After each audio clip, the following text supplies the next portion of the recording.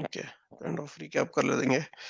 अगर visual studio से generate नहीं कराए, अपन खुद से लिख लेने का है, सपोज एग्जिस्टिंग एप्लीकेशन है उसमें कभी कभार ऑटोमेटिकली जनरेशन नहीं होता, विजुअल स्टूडियो खुद कुछ फिगर आउट नहीं कर सकता, बहरहाल फेल हो जाता एरर से। वैसे सिनेरियोज भी रहते। एक काम करेंगे ना तो अपन प्रोजेक्ट लिख लेंगे, वहां पे फॉलो अप करेंगे, लेकिन बोलो अपन वैसा वैसा करेंगे ना, खाली ऐसा बोल दो मैं स्टेप्स, क्योंकि उसमें टाइम चला जाता अच्छा खासा। देखो तुम देखो ओके, नहीं अपने को कैसा बेहतर होता, ग्रास्प कैसा होता, बहरहाल एक कल डिफरेंट एंगल से क्लास अगर सोचे तो टाइम बचाने के वास्ते यहाँ पे तो पूरा करा हुआ है। आओ। अब जस्ट एक बार समझा दी बात, समझ में आ जाना चाहिए इंटीग्रेशन स्टेप्स।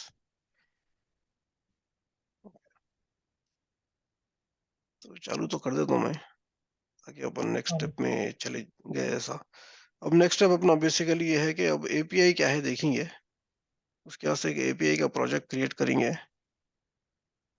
वेब और वेब ऐप मेरे ख्याल में इसमें क्या तो आगे अपने को ऑप्शन देता हूँ उन्हें, कौन से टाइप के एप्लीकेशन होने का है। वन। अपन सब क्लिक करें हम्म। और नेक्स्ट जो नया प्रोजेक्ट है एपीआई सेलेक्ट करें खाली। नहीं, अभी शुरू कराना मैं, अभी शुरू करके web ASP dot net core web app select करा। उसमें नेक्स्ट स्टेप में ऑप्शन देता था पहले, वैसे ही दे रहा या फिर नहीं दे रहा देख रहा हूँ। Right. Okay, support configure Docker authentication type creative बोल दे रहा है इधर, बैक बैक। ओके, एपीआई यहाँ पे है, सॉरी नीचे था। ASP dot net core web API, तो थोड़े मेरे ख्याल में विजुअल स्टूडियो 19 या फिर इसमें पुराने पैकेजेस में पहले वेब ऐप सेलेक्ट करे बाद एमवीसी होना है या वेब एपीआई होने का ऐसा देता था। बहरहाल यहाँ पे दो टेम्पलेट्स अलग अलग है, तो एपीआई डायरेक्ट सेलेक्ट कर लेंगे। एपीआई का बेसिकली एक सिंपलेस्ट फॉर्म में मतलब ये है कि इसका यूआई न रहता, खाली अच्छा। एपीआई के कॉल्स रहते हैं।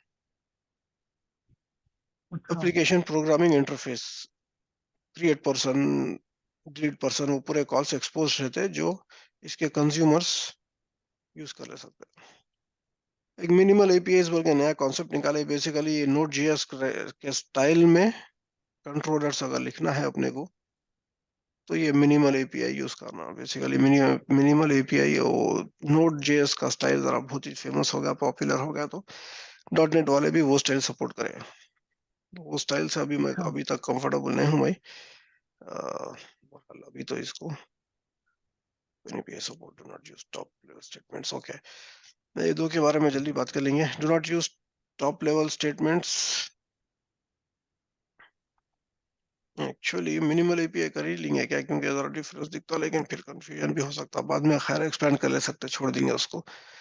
Okay, do not use top level statements बोलते हैं, इससे पहले अपन कंसोल एप्लीकेशन में प्रोग्राम डॉट जो फाइल थी उसमें क्लास जनरेट नहीं करा था ऑटोमेटिकली, राइट? क्लास में अपन खुद कर लिए क्या? नहीं, क्लास के अंदर मेन जो फंक्शन था, डायरेक्ट मेन फंक्शन लिखा हुआ था, या फिर मेन फंक्शन भी लिखा हुआ ना हाँ। था, डायरेक्ट कोड लिखा हुआ था अंदर, जिसको अपन कन्वर्ट कर लेके ऐसी रहती क्लास बिहाइंड द सीन्स बोल के देखे थे। अच्छा। एनीवे जाके वो प्रोग्राम में फिर उसको वो कर सकते हैं, या फिर नया कंसोल एप्लीकेशन या फिर एपीआई क्रिएट करके अनचेक करके कैसा क्रिएट कर रहा हो वो एक बार रिविजिट कर सकते हैं अगर चाहे तो। फिर है ओके, यहाँ पे वो भी पूछ लेंगे वेदर टू जेनरेट एक्सप्लिसिट, हटाने दे रहा mouse, explicit program class and main method instead of top level statements.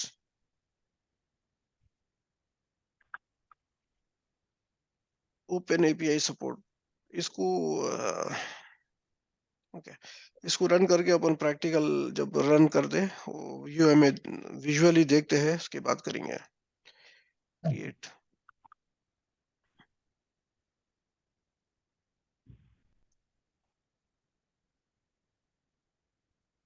तो इसका फायदा क्या है बॉल, यूजर इंटरफेस में है तो एपीआई का? एपीआई का फायदा ये है कि अब फॉर एग्जांपल अब कोई भी सोशल मीडिया वो ले लिया समझो, सोशल मीडिया एक यूआई हाँ देता जो अपन ब्राउज कर ले सकते। हाँ सोशल मीडिया हाँ जो भी है उसका क्या बोलते हैं, एक इंटरफेस रहता, एक तरीके से रहता, ऐसा यूज करो बोल के। हाँ अब उसका सर्च प्रोड्यूस। फंक्शनैलिटी रहती है, ऐसे यूज करो बोल के। हाँ अब मैं सपोज मेरे क्लाइंट्स को जो भी है जरा मैं एक्स्ट्रा लेवल ऑफ यूआई के फीचर्स देना चाह रहा हूँ, हाँ तो मेरे को अब ट्विटर से डेटा होना, हाँ ट्विटर से डेटा होना बोले तो ट्विटर को डायरेक्ट डेटाबेस तो नहीं देते उन लोग, वया एपीआई अपने को थोड़े कॉल्स देते, वो कॉल्स यूज कर लेके अच्छा उसके ऊपर ऑन टॉप ऑफ इट मैं एप्लीकेशन बना सकता अच्छा अच्छा अच्छा। हूँ। और एक चीज ये है कि अब एपीआई दिए तो अपने पास वेरियस एप्लीकेशन रह सकते हैं। फॉर एग्जांपल अब रिक्रूटर्स डेरी का, या फिर जनरली एक जनरल सेंस में सोचे तो एक एडमिन फंक्शनैलिटी दे रहे हैं, एक नॉन एडमिन फंक्शनैलिटी दे रहे हैं समझो अपन।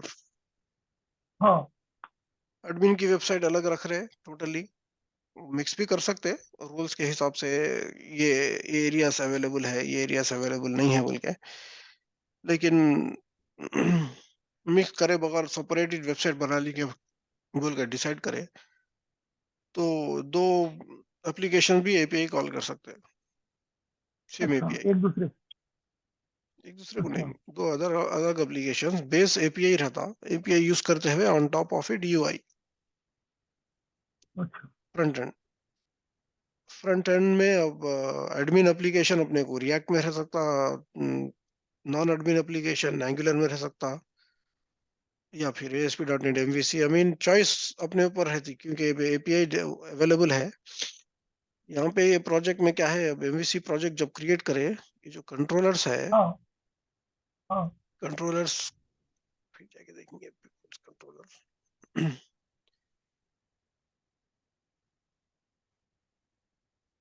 कंट्रोलर से वो हो रहा इनहेरिट, हाँ हाँ।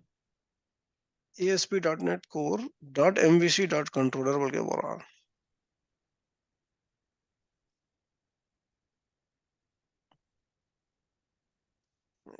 मैं सोच रहा था यहाँ पे कंट्रोलर क्रिएट करके देता है।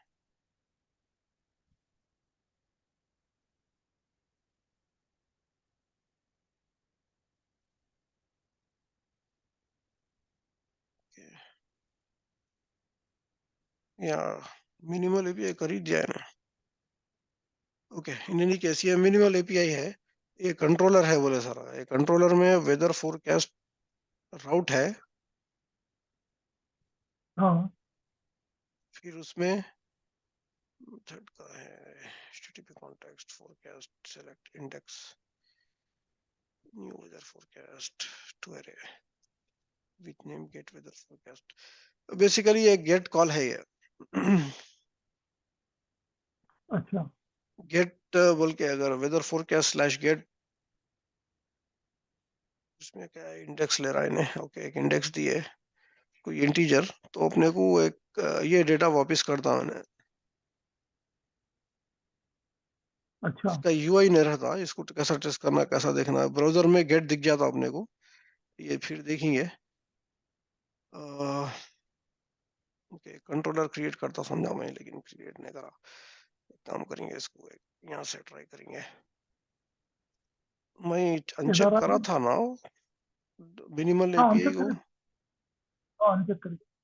उसका ऑपोजिट था क्या क्वेश्चन, कि चेक अनचेक करे तो क्रिएट करता बोल गया, डोंट यूज बोले सर का था। एनीवे नहीं नहीं। ऐड न्यू आइटम, कंट्रोलर नहीं दिया कहीं भी, इट्स फाइन।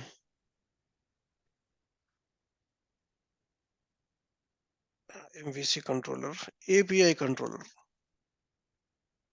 एम्प्टी कर लेके देख लेंगे यार, रीड राइट भी करेंगे, कोई मसला नहीं है उसमें, खाली स्केलेटन देता अपने को।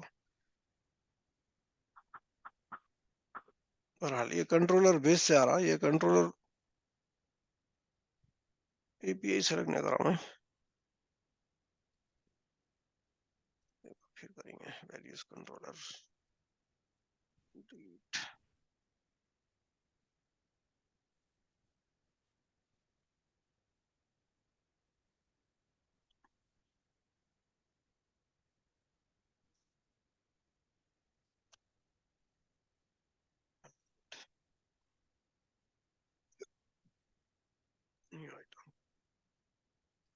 कंट्रोलर ये था। तो सिलेक्ट करेंगे।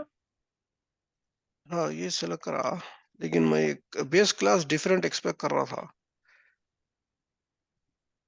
ओके यहाँ पे डेकोरेटेड है बेस क्लास, यहाँ पे कंट्रोलर बेस है, ये भी एमवीसी से आ रहा, लेकिन ऊपर अपन एपीआई कंट्रोलर बोले, इन कर दो क्या? हाँ all controllers will be treated as controllers with API behaviour.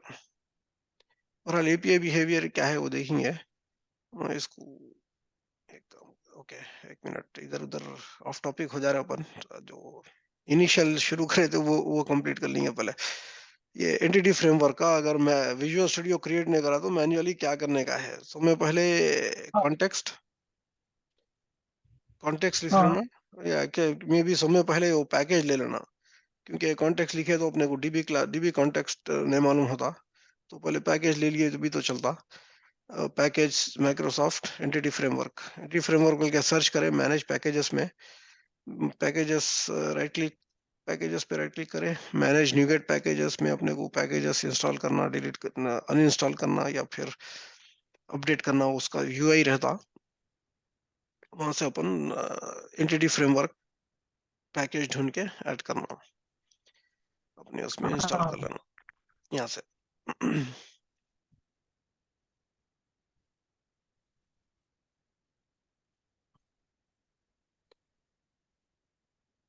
ठीक है, उसका फोकस चले आ रहा, बाहर करिए।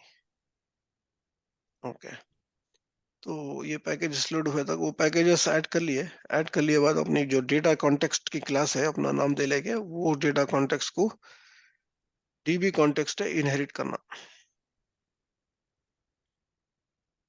इनहेरिट कर लिए बाद अपना जो मॉडल है खाली एक लाइन ऐड करना, पब्लिक डीबी सेट, एक लाइन ऐड करे तो इनिशियली बहुत बहुत सारी चीजें हो जाते हैं इसमें, जो भी एक्स्ट्रा ऐड करना है वो बाद में, लेकिन इतना एक्चुअली ये थोड़ा कॉम्प्लेक्स भी है स्टेटमेंट, सिंपल डीबी कॉन्टेक्स्ट, ये मॉडल्स भी ऊपर है ऑलरेडी, इसको सिंपल कर लेंगे। यहाँ पे मॉडल्स यूजिंग में आ जाते हैं, यूजिंग में आ गए तो date of date DB set, ये जेनेरिक ऑफ पर्सन, अपना नाम दे लिए, ये प्रॉपर्टी का बेसिकली ये क्लास है, इसकी प्रॉपर्टी है get set. Okay okay default क्या बोल रहा बोले तो इन्हें बाय डिफॉल्ट इसका जो ये जो प्रॉपर्टी का ये जो डीबी सेट का डिफॉल्ट है वो सेट कर दो, वो नहीं करे भी तो सेट ही हो जाता वो, एक एक्स्ट्रा स्टेटमेंट है, लेकिन एक एक्सक्लेमेशन मार्क है इसके बाद। उसका सिंपल ये मतलब है कि काइंड ऑफ ये नल नहीं रहता कभी भी बोल के बोल रहे अपन, अच्छा ऐसा मार्क दे दिए तो ये प्रॉपर्टी जो है कभी भी नल नहीं रहती। अच्छा क्वेश्चन मार्क को भी इसको दोनों को भेजे। क्वेश्चन मार्क नल चेक करने के वास्ते है, डबल हाँ क्वेश्चन मार्क भी नल चेक करने के वास्ते है, ये गारंटी दे रहे कि नल नहीं है। अच्छा पहले यहाँ पे क्वेश्चन मार्क बोल रहे हैं, यहाँ पे क्वेश्चन मार्क रहा तो उसका मतलब ये है कि ये नल रह सकता, हाँ ऐसा मॉडल क्लास में दिए थे अपन। यहाँ पे स्ट्रिंग नल रह सकता, ये डिफरेंट स्टाइल में लिखे सेम चीज, हाँ ये नल रह सकता बोल के बोल रहे हैं यहाँ पे, क्योंकि ये ऑब्जेक्ट है, बोलना नहीं बोलना उतनी बात है, इसको ये स्ट्रिंग यहाँ पे देना नहीं देना उतनी बात है, नल रह सकता बोले से इम्प्लिसिट। मगर यहाँ पे क्या बोल रहा है, नल नहीं रहता बोल रहा है, नल नहीं रहता बोलने के वास्ते ये basically in other words question mark के तीन यूजेस है। सिंपल एक क्वेश्चन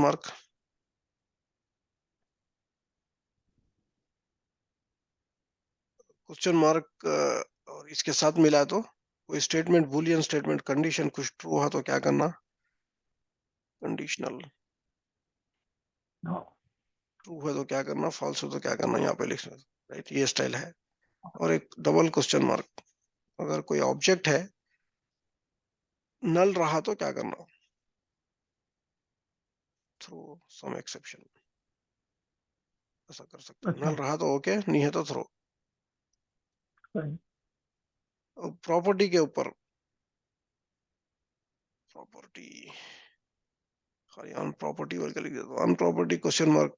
आजकल के विजुअल स्टूडियो में नए उसमें वार्निंग दे दे रहा राइट अवे, ये क्वेश्चन मार्क नहीं दिया तुम बोल के। एक्चुअली कैसे निकाल के देखता हूँ मैं, बता दो।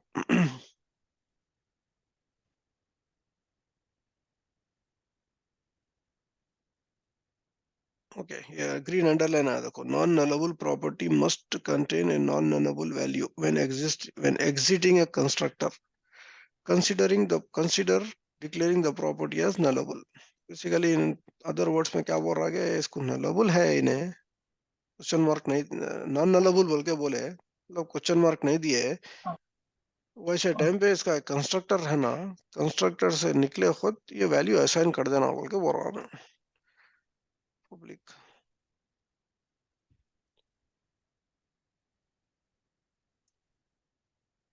सॉरी, कंस्ट्रक्टर पर्सन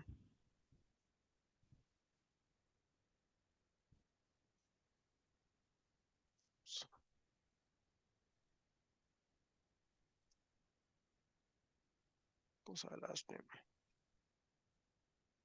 ये अपन करे नहीं, काइंड ऑफ रिपीट कर रहा हूँ क्या मैं। ओके, कैसे चलिए लिख लेंगे, last name equals to last name, तो ऐसा तो भी लिखो। अब चलेगा तो ग्रीन, हाँ हाँ ये आना तो क्वेश्चन मार्क तो भी तो बोल के बोल रहा है, कमेंट कर दिया तो ये क्वेश्चन मार्क का मतलब क्या है, ओके नल रह सकता, राइट क्वेश्चन मार्क अवॉइड कर रहे हैं। एक्चुअली ये वार्निंग भी अवॉइड कर सकते हैं अपन, देखो देखो ये वार्निंग पुराने स्टाइल में लिख रहे तो मैं बोल के। कि इसका क्वेश्चन मार्क का क्या है कि एक पर्सन एग्जिस्ट नहीं रह सकता, राइट, आईडी के बगैर। आईडी तो इंटरनल है, कुछ तो भी रहना है हाँ तीन में से उसका, first name last name kind of जरूरी बोले सरकार, एटलीस्ट यूएस में। नहीं है तो उन लोग कुछ तो भी फिल करो बोलते हैं, like F N U first name not unavailable. तो वैसा एनफोर्स करना चाह रहे तो ये काम आता अपने को, ये निकाल देंगे, एक ही कंस्ट्रक्टर रखना जिसमें दो name, first name last name middle name kind of optional रहता, जो भी जरूरी है उसमें पूरे जरूरी कैसा ही वो करो बोल राइट के। ओके, तो वो हो गया। वैसी ये प्रॉपर्टी है, इसको बोला गया इसकी इक्वल टू बोल के, इनिशियल इनिशियल क्या वैल्यू है ना वो डिफाइन कर दे रहा है। अच्छा नहीं डिफाइन करो तो नल रहता था, एक्चुअली इसका डिफॉल्ट भी हाँ मेरे ख्याल में नलिश है, डिफॉल्ट बोले तो भी नलिश है, लेकिन जो डिफॉल्ट वैल्यू कुछ तो भी है मगर वो वैल्यू नॉट नलेबल है। इन अदर वर्ड्स ये है, यहाँ पे इसको जो भी कभी भी जब असाइन कर रहे पीपल को डीबी सेट ऑफ पर्सन, नल बोल के असाइन नहीं कर सकते, ये देख लेगा कंपाइलर कंप्लेन कर दो। अच्छा ओके, ये स्टेप हो गया। पैकेज इंस्टॉलेशन, एक ऐसी क्लास लिख लेना, अब ये नाम अपना है लेकिन इनहेरिट इससे करना। राइट नाउ कॉन्टेक्स्ट के ऑप्शंस बोल के एक्सपेक्ट कर रहा है, और ये जो ऑप्शंस खाली बेस क्लास में भी सेम कंस्ट्रक्टर है, डीबी कॉन्टेक्स्ट ऑप्शंस एक्सेप्ट करते हुए उसको पास इन कर दे रहे हैं अपन, कुछ लॉजिक लिखे नहीं इधर। राइट अब ये कंस्ट्रक्टर किधर कॉल हो रहा,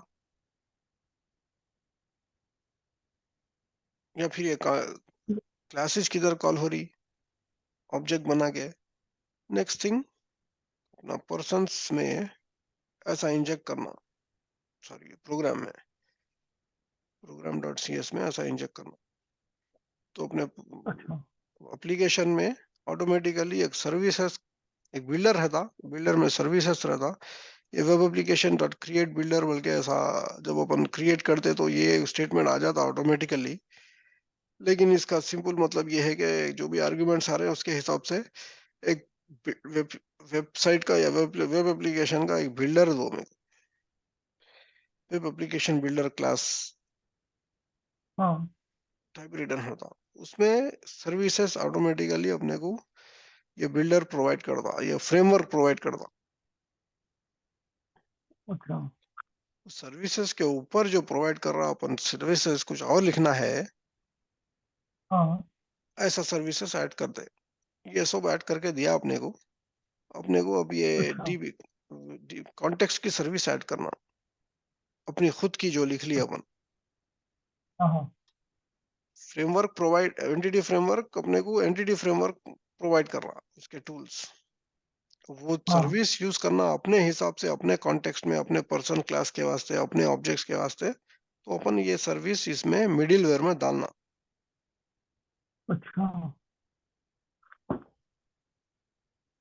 या इसके सैंपल्स अपने को ऑनलाइन मिल जाते हैं। सिंपलेस्ट वर्जन ये है। ये जब सर्विस है इंजेक्ट अपन इसमें कंसीडर करो बोल के अपन अपनी सर्विस डाल रहे हैं, उसको ये सर्विस को हाँ। जो जो जरूरत है वो देना अपन। अच्छा। फॉर एग्जांपल अभी यूज सीक्वल सर्वर बोल रहा है, यूज सीक्वल सर्वर। हाँ। ओके, सीक्वल सर्वर यूज कर रहे हैं अपन, कुछ और क्या है तो ऑप्शन देखेंगे। यूज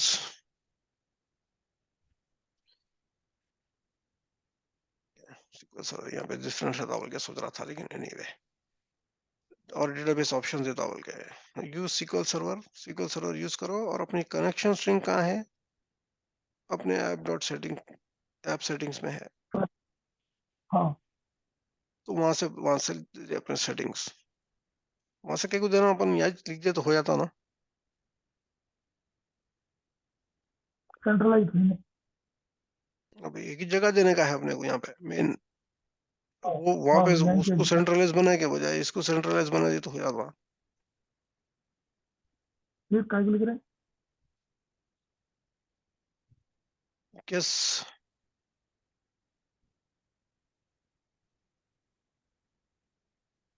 अपन जो बना है क्लास में, अपन जो कॉन्टेक्स्ट बना है, इसके उसके आगे लिखना पड़ता। नहीं नहीं, कॉन्फ़िगरेशन कई को, कनेक्शन स्ट्रिंग वहां रखना कई को, या कोई भी चीज अपने को कॉन्फ़िगरेशन में रखना कई को।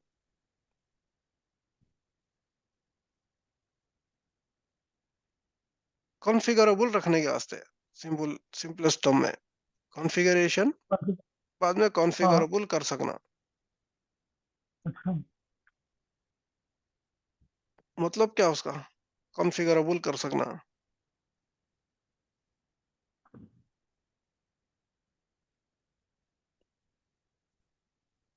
यानी पूरे जो जो जरूरत है अपने कनेक्शन पूरे जोड़ सकना। हाँ, लेकिन यहाँ यहाँ नहीं होता जोड़ना वो। हाँ वही भैया। इसका एक्सक्लूसिव है क्या है बिल्डर? नहीं नहीं, वो तो खैर, वो क्वेश्चन कई को पूछ रहे नहीं मालूम, लेकिन इस पे रहेंगे अपन हाँ। कि कॉन्फ़िगरेशन कई को होगा।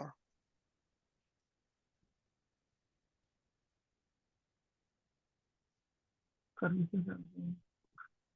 यहाँ है अपने वेब सेटिंग्स। ओके, इसको देखे तो कुछ क्लू आ रहा। हाँ। हाँ, तो क्लू मिला तो फिर क्या है आंसर।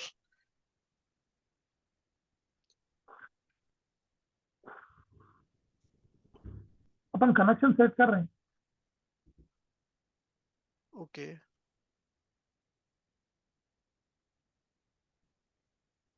कनेक्शन सेट कर रहे हैं ना। ओके, अब ये एक्सपेंड कर दो, यहाँ से और एक क्लू है इधर।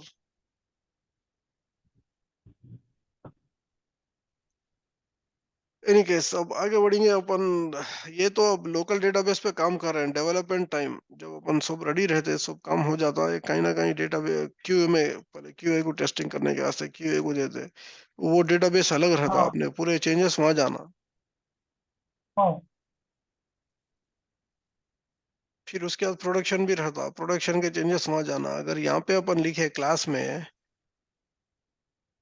बार बार चेंज करना पड़ता, या फिर चार कहाँ गया वो?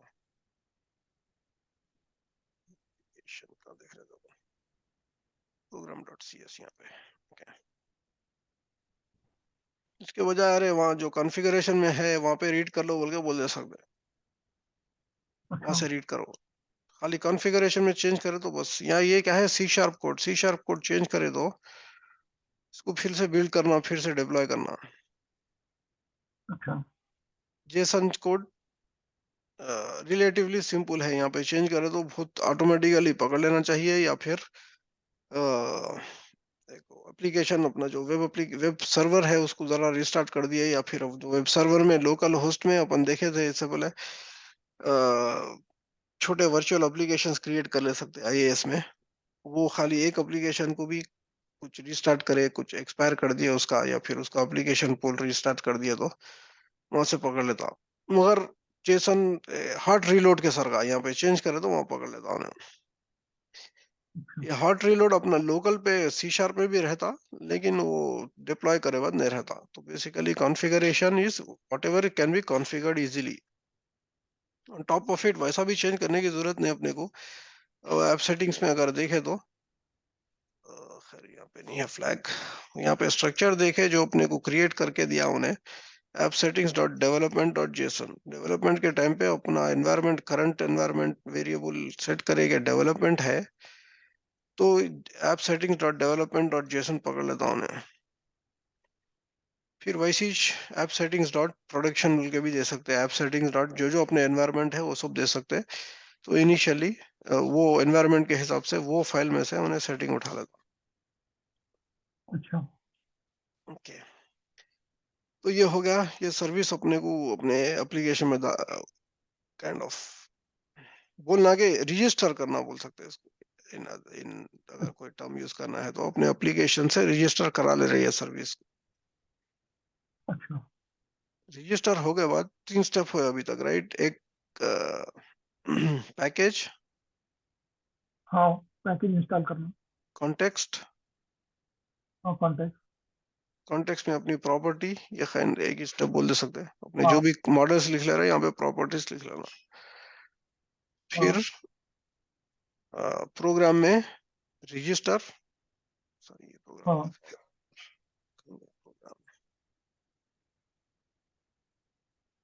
रजिस्टर, रजिस्टर एक बार ये हाँ 3 स्टेप्स हो गए तो खाली कंट्रोलर में अपने को ऐसा इंजेक्ट करने का रहता। कंट्रोलर के इंडेक्स कंस्ट्रक्टर में ये खाली दे दिया क्लास तो अपन, क्योंकि यहाँ पे रजिस्टर कर दिए, अपना फ्रेमवर्क हाँ इसको यहाँ पे इंजेक्ट कर देता। अच्छा जो इंजेक्ट कर रहा वो अपने लोकल एक प्रॉपर्टी फील्ड को सेट कर ले रहा है, सेट कर लेके नीचे यूज कर रहा है context underscore context underscore context. अच्छा क्योंकि क्लास की फील्ड हो गई है, क्लास की प्रॉपर्टी प्राइवेट रहे भी तो अवेलेबल रहती to all of its methods, to all of its members. वैसे ओके, तो इसको quickly लिख लेंगे स्टेप्स क्या क्या थे। Install package, install package core है तो कोर, नहीं रहे तो खाली context class, context inheriting db context, इसमें add db set model as property. यहाँ पे ऐड हुए तो अवेलेबल रहता, कॉन्टेक्स्ट को नहीं है तो नहीं रहता। वो अपने कमांड्स रन करे भी तो नहीं होता, पिकअप नहीं होते वो। कॉन्टेक्स्ट फिर हो गया register as a service in program.cs, inject in controllers as needed, जो भी जरूरत है। राइट राइट, ये हो गया अपने को सेटअप। राइट अगर हम लोग उसको ईएफ के साथ कर लो बोल के नहीं बोले तो ये करना है अपने को। Right right, visual studio use नहीं कर सके फॉर सम रीजन, या फिर या एक ही तो रीजन है, इसमें राइट? यही अगर तो कर फॉलो, सके तो सीधा वो कर लिए तो बेहतर। राइट, नहीं तो फॉलो कर लें। हम्म। राइट, अब ये हो गया, फिर अब डेटाबेस को, ये तो सेटअप हो गया। अब डेटाबेस को एक्चुअल क्रिएट करना है, या फिर वो जो है दो कमांड लिख लेंगे, ऐड माइग्रेशन। हाँ हाँ, अब जैसा जैसा अपन ये यहाँ पे ये जो और प्रॉपर्टीज ऐड करते गए, राइट, ये तो अपने को सेटअप हो गया इंटीग्रेशन के वास्ते। अब डेटाबेस को एक्चुअल सर्वर को इंटीग्रेट करना, सर्वर तक भेजना बोले तो पहले एक ऐड माइग्रेशन, यहाँ पे जो भी चेंजेस करे अपन, या फिर और प्रॉपर्टीज ऐड करे वैसा है, और अपडेट डेटाबेस। ये मोस्ट कॉमन बहुत सारे हैं कमांड्स। अगर अपडेट जरूरत पड़ी तो डेटाबेस। Remove migration. इतना ये रहे तो बस है एक्चुअली, एक्चुअल पूरा एप्लीकेशन बना सकते हैं ये इंफॉर्मेशन से। राइट, अपडेट डेटाबेस हम्म। माइग्रेशन, माइग्रेशन लिखा है, डेटाबेस लिखना है। सॉरी, डेटाबेस फिर भी दे दो as a notes.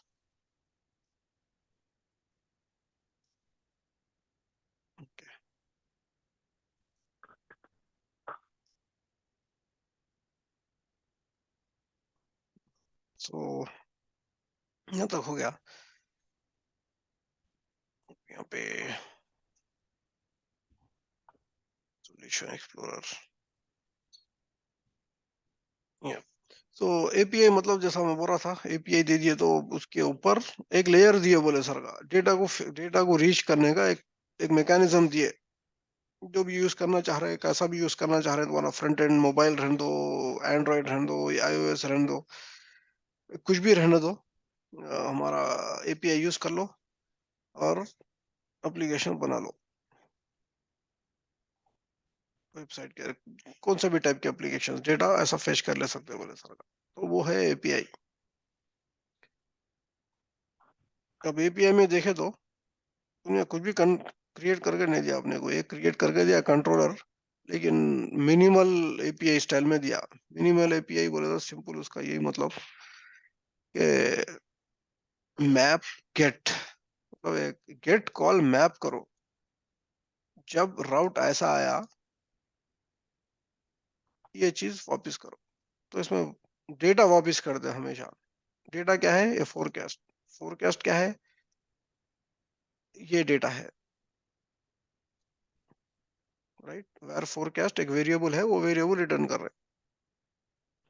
Data actual क्या है इसमें, जस्ट एक स्टडी कर लेंगे।